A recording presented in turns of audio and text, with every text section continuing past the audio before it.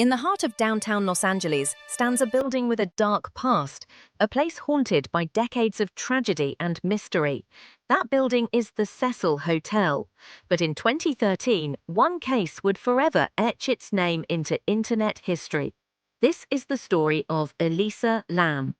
Elisa Lam was a 21-year-old Canadian student, the daughter of immigrants from Hong Kong. She was smart, artistic, and introspective. Like many young adults her age, she was drawn to travel and self-discovery. In late January 2013, she embarked on a solo trip to California. She traveled by train from San Diego to Los Angeles, documenting much of her journey online through Tumblr and Instagram. On January 26th, Elisa checked into the Cecil Hotel. The Cecil wasn't known for luxury. It had a troubled reputation, infamous for being associated with suicides, overdoses, and even serial killers.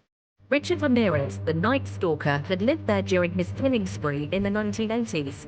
Another serial killer, Jack Bontevega, also stayed there in the 1990s. At the time Elisa checked in, the hotel had rebranded as Stay on Main to distance itself from its dark past. But it still shared the same elevator, same rooms, and same shadows. Elisa was originally placed in a shared dorm-style room, but her roommates complained of strange behavior. Hotel management moved her to a private room after just 2 nights.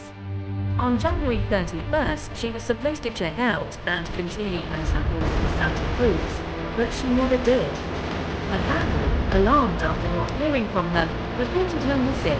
The LAPD began investigating. They searched the hotel with blocks but found nothing. It seemed as though Elisa had simply vanished.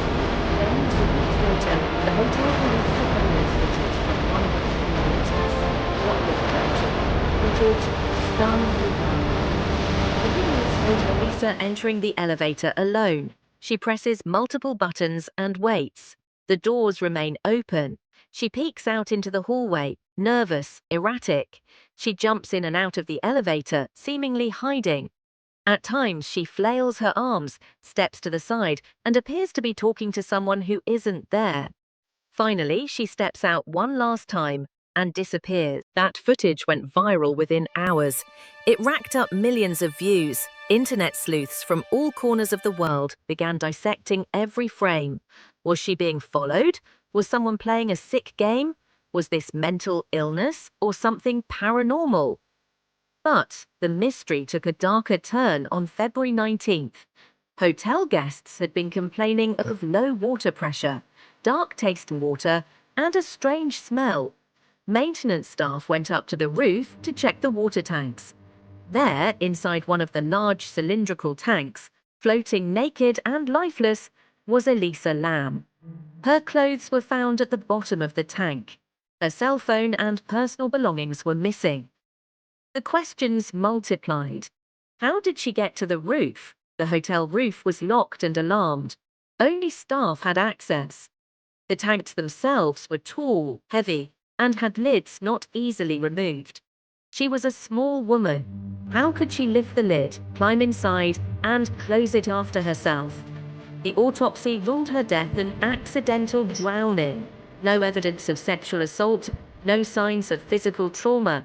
Her toxicology report found no illegal drugs, only traces of prescription medication for her bipolar disorder, not even alcohol. But that only deepened the mystery. If she wasn't intoxicated and there was no foul play, why was she behaving so strangely in the elevator? What was she running from? Some theories suggested she had a psychotic episode. Elisa had spoken openly on her blog about her struggles with mental illness. She was diagnosed with bipolar disorder and depression. Her blog posts rather poetically, dark and confused. Perhaps another episode, accidentally. But others are sincere. Independent investigators injected glitchy. The footage may have been slowed or edited. What was the hotel trying to hide? They also pointed to the fact that her body was found weeks after the roof had supposedly been searched. Did someone place her there later? Why didn't the alarm trigger when she accessed the roof? Then came the wild theories. Some claimed Elisa was playing the elevator game, a paranormal ritual supposedly from Korea where one can enter a different dimension by pushing elevator buttons in a certain sequence.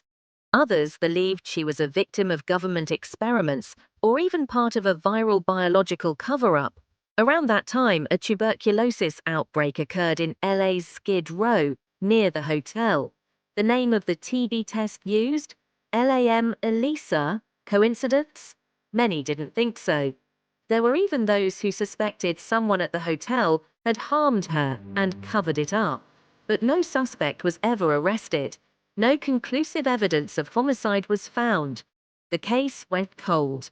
Over time, the internet moved on, but the legend of Elisa Lam only grew. Dozens of YouTube channels, podcasts, and Netflix itself explored her story. The 2021 Netflix documentary, Crime Scene: The Vanishing at the Cecil Hotel, revisited the investigation and interviewed hotel employees, experts, and online sleuths. Even then, no definitive answer could explain what truly happened. Was it a tragic accident, the result of untreated mental illness and bad circumstance? Or was something darker at play, a crime, covered up by those who knew the hotel's dark history would protect them? To this day, the questions linger. The Cecil Hotel remains a symbol of urban decay and forgotten souls. And Elisa Lam's story is a haunting reminder that not all mysteries can be solved with logic or evidence.